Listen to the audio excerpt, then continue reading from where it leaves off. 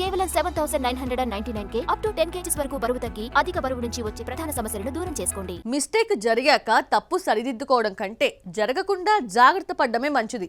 నెల క్రితం రిలీజ్ అయిన మూవీ విషయంలో తప్పు జరిగిపోయాక మేకర్స్ మేల్కొన్నారు. రిలీజ్ అయిన 4 రోజుల తర్వాత కాంట్రవర్సీ సీన్స్ ని తీసేసినా అప్పటికే జరగాల్సిన నష్టం జరిగిపోయింది.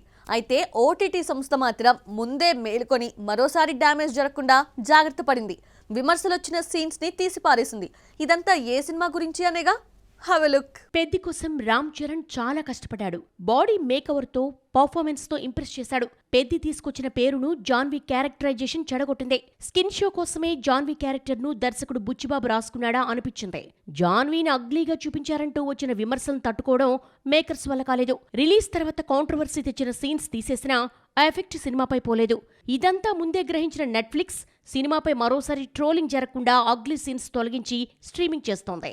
సినిమా రిలీజ్ టైంలో లెంగ్త్ ఎక్కువైపోయిందని చాలా సీన్స్ పక్కన పెట్టేస్తారు. ఇదే సినిమా ఓటీటీలోకి వచ్చేసరికి పక్కన పెట్టేసిన సీన్స్ తో పాటు అదనంగా మరికొన్ని సన్నివేశాలు కలిపి స్ట్రీమింగ్ చేస్తారు. ఓటీటీలోకి వచ్చేసరికి సినిమా లెంగ్త్ పెరుగుతుంది. చాలా సినిమాల విషయంలో ఇదే జరుగుతూ ఉంటుంది. అయితే పెద్ది దగ్గరకు వచ్చేసరికి ఉన్న సీన్స్ నే కట్ చేసేసింది. ఆల్రెడీ ఒకసారి ట్రోలింగ్ జరిగింది. మరోసారి ట్రోలింగ్ జరిగితే వ్యూస్ తగ్గుతాయి. థియేట్రికల్ ఎక్స్పీరియన్స్ డిజిటల్ సంస్థలకు బాగానే ఉపయోగపడింది. సాధారణంగా మేకర్స్ రిలీజ్ చేసిన ట్రైలర్ నే చిన్నిపాటి మార్పులతో ఓటీటీలు విడుదల చేస్తాయి. ఉస్తాద్ ట్రైలర్ సినిమాకు హైప్ తీసుకురాలేకపోయింది. ఇదే ట్రైలర్ ను విడుదల చేస్తే సినిమాను ఓటీటీలో ఎవ్వరూ చూడరని ముందే పసిగట్టిన నిర్వాహకులు సరికొత్తగా ట్రైలర్ కట్ చేయించారు.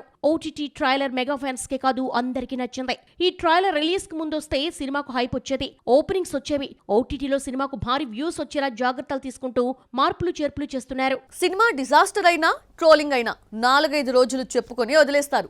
ఓటీటీలోకి వచ్చాక సీన్ రిపీట్ అవుతోంది. సినిమా ఓటీటీలో ఎప్పుడు స్ట్రీమింగ్ అవుతుందా అని ఎదురు చూసే బుల్లితెర అభిమానులు సోషల్ మీడియాలో మరోసారి ట్రోలింగ్ చేస్తున్నారు. ఈ ఎఫెక్ట్ వ్యూస్ పై పడడంతో ఓటీటీ నష్టాలు ఫేస్ చేయాల్సి వస్తోంది.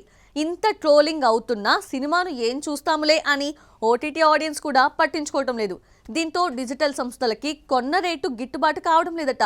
గతంలో స్కంధ, రాజాసాబ్ వంటి సినిమాలు నేర్పిన పాఠంతో ఓటీటీలు కత్తెరికి పదును పెట్టాయి. స్కంధ సినిమాలో జరిగిన మిస్టేక్స్ ఓటీటీలో కూడా కంటిన్యూ అయ్యాయి. హీరో ఏకంగా సీఎం ఇంటికెళ్లి హీరోయిన్స్ ని కిడ్నాప్ చేస్తాడు. బోయపాటి డైరెక్ట్ చేసిన భారీ యాక్షన్ సీన్ నమ్మశక్యంగా కనిపించలేదు. హీరో అయినంత మాత్రాన ఏదైనా చేసేస్తాడా అంటూ కామెంట్ చేశారు. ఇదే సన్నివేశాల్ని ఓటీటీలో కంటిన్యూ చేయడంతో సినిమాను దర్శకుడిని దుమ్మెత్తిపోశారు. రాజాసాబ్ విషయంలో కూడా ఇదే జరిగింది. హీరోకు విచిత్రమైన డిసీజ్ పెట్టి ప్రేక్షకుడిని కన్ఫ్యూజ్ చేశాడు మారుతి.